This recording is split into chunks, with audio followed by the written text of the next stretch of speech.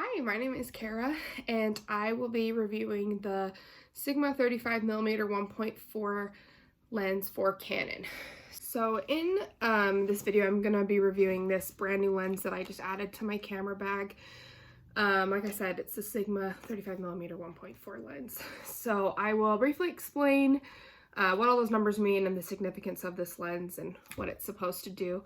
I will also show you some examples of my photography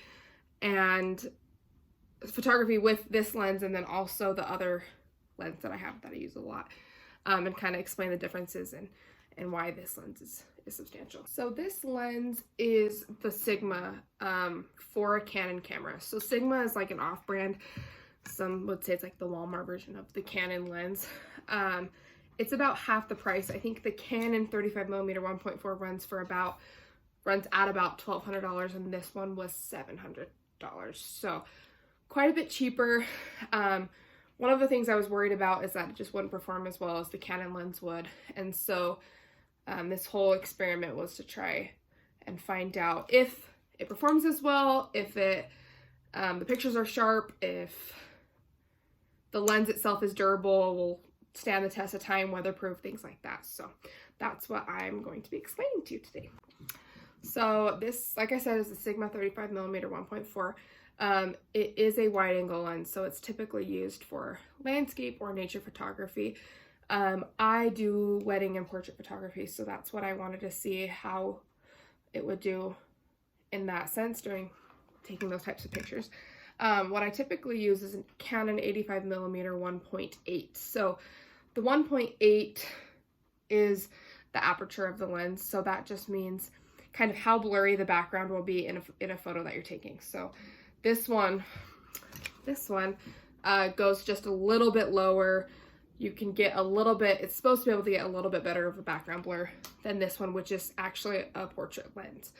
The reason why I wanted the 35mm lens is that with this lens, I was having to stand a lot further away when I was photographing my clients. And it kind of got annoying having to yell at them poses a little bit. Basically, this lens is more zoomed. Neither of these lenses have a zoom feature on them, so they're just where they're at, and then you can stand closer or stand further away from your target subject. But this one is more zoomed, so I was having to stand further away. This one, on the other hand, is you get a lot bigger of a picture in the photo. So the issue with this one is that I was having to stand a lot closer to my subjects. If I want a detail shot or a ring shot or pictures of their faces, I'm having to stand like this far away from them, which can be kind of uncomfortable when taking pictures of people. I do like it though, because like I said, I don't have to stand so far away from my clients. It's a lot easier to communicate, get them to do the poses that I would like them to do. It also is, I'll take it off my camera body really quick. It is a very durable lens. It's a metal frame opposed to a plastic frame. And I think that the Canon is actually a plastic frame. So it feels a lot sturdier. It is pretty heavy, but it's not a huge issue. It doesn't bother me that much. So I like that it feels reliable, it feels durable. And I think that that's a good test to the quality of the lens.